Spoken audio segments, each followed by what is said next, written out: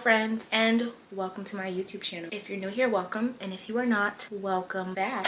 Before we get into this video, make sure that you subscribe so that way you don't miss any updates on moi. If you don't know, I recently posted a vlog of me going into surgery because I recently got a breast reduction. I feel really good. I'm on post-op day 8. The surgery went super well and the healing process wasn't as bad as I thought it would be, but I did get a couple of questions about the surgery. That's what this video is going to be about, answering those questions and also just talking about my experience and what I wish I knew, things like that. So let's get into the video. So I got a breast reduction because I was a triple D. I've always had big breasts since I was a kid.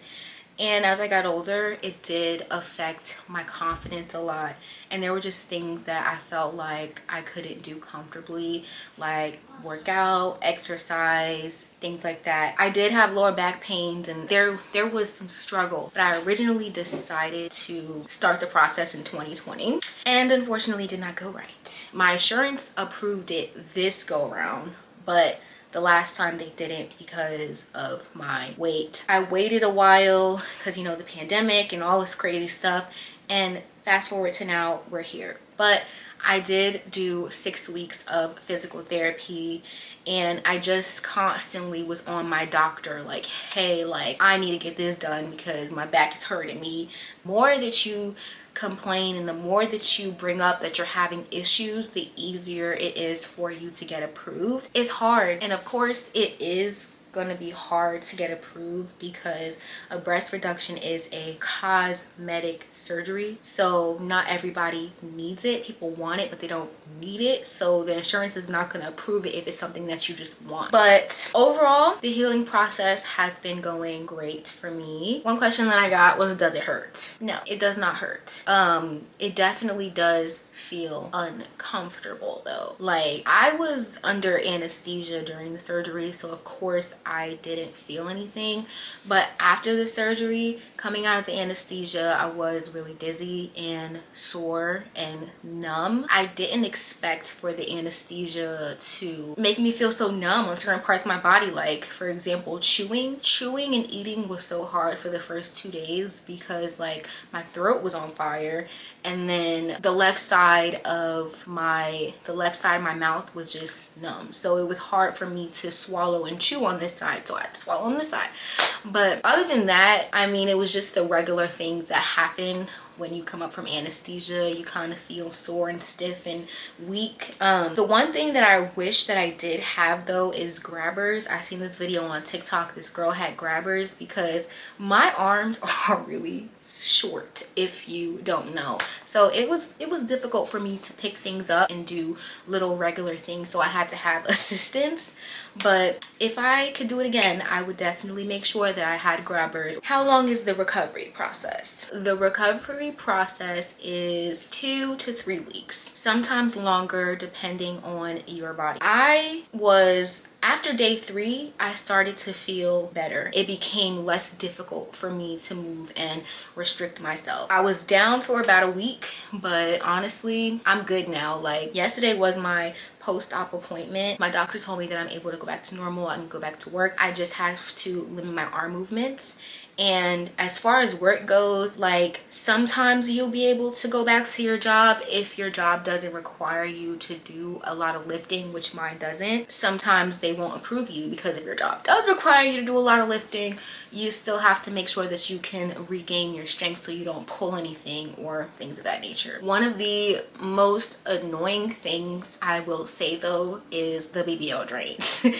So just like any other plastic surgery, you have the 2 drains attached to you at the sides. They like cut you open and they put the drains inside and then they stitch around it. And it was difficult, especially sleeping, because every time I turned, I feel like I was being poked and prodded or pulling something. It just felt uncomfortable. And then constantly having to empty them every day, keeping track of the color and making sure that all the things are flowing right because you want to get all the fluids out of your body. Yeah, that that was the difficult part. And then sleeping elevated. So I like getting comfortable wasn't hard, but it was hard. Like I have my little pillow right there, and then I was in the living room most of the time. It's just trying to position yourself and moving around is what made it kind of hard for me to like be comfortable. But I slept like a baby most days, but it was just the elevated position. Lay on my side, but I had to remember that I had these drains in me. Even though I am on post-op day 8, my doctor said that I can like lay regular, but I'm just gonna limit trying to lay on my side, and I might stay elevated for a little while longer just to be safe. The next thing is showering. So you cannot shower for however long your doctor tells you to, because you don't want to get your drains or your dressings wet. For me, it was a week. So they put a front zip compression bra on me, and then they attached the drains, and I had to keep those on for a week, which means I had to take bird baths or just wash up my parts without getting anything wet, because you're fresh out of surgery and you don't want to risk infection or anything like that. So that was also something that was an adjustment, because I love my nighttime showers, and the fact that I couldn't do that. So front zip compression bras are going to be your best friend for a couple of months. I did not know this until my doctor told me, but healing is going to take way longer in terms of finding out what size I actually am. Usually you won't know what size you are until like 2 or 3 months after surgery, because your breasts swell and things change, and it's like trying to find a bra within that time frame. It's going to be difficult, 1, and 2, you're gonna be upset if you go to the store and buy your bra and then a couple months later it doesn't fit. So front zip compression bras, your best friend. I'm actually wearing one right now. So yeah, front zip compression bras. I don't know what size I am. If I could guess, I would say I'm about a C, but my doctor said C or D range. So they did give me pain medicine, but I didn't take my pain medicine all the way through. I only took it for like 2 or 3 days, and afterwards I didn't really need it. Motrin, ibuprofen, over-the-counter things are really good if the pain is like really mild, because with the pain medicine, if you take it consistently, because I take it 4 times a day, it will back you up. Like one girl said, she was backed up like Elvis Presley. It affects your bowel movement. So my doctor recommended that if I did take the pain medicine all the way through, to take some type of stool softener or something that will help me go to the bathroom.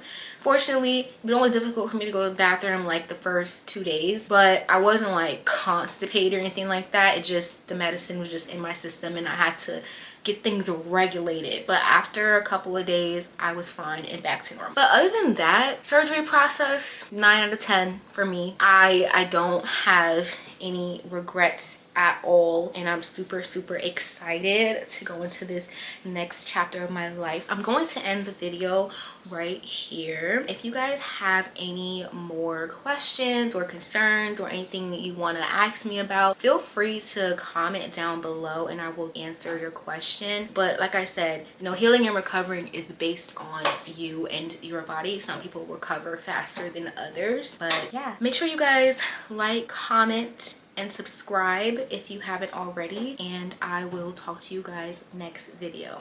Bye.